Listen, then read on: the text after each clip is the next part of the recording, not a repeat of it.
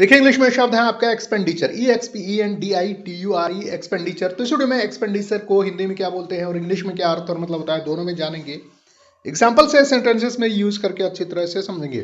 तो चलिए वीडियो को स्टार्ट करते हैं और समझते हैं।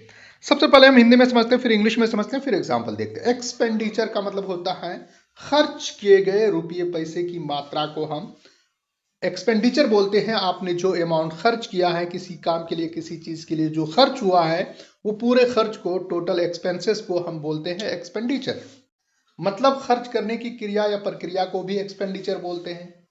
व्यय, खर्च, लागत, खपत मतलब एक्सपेंडिचर। इंग्लिश में अर्थ होता है, मतलब होता है सिनोनिम से। Money spent on something is called expenditure.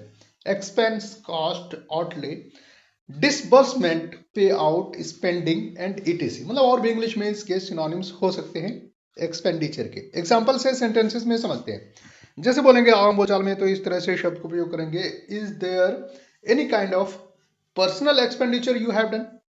क्या आपने किसी प्रकार का व्यक्तिगत खर्च किया है, तो एक्सपेंडिचर का मतलब खर्च। दूसरा एग्जांपल है कि your expenditure will be considered only on the supporting documents as proof.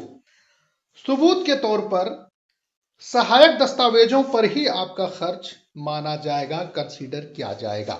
अगर आपने कुछ खर्च किया है तो आपको कोई सपोर्टिंग डॉक्यूमेंट्स देना पड़ेगा।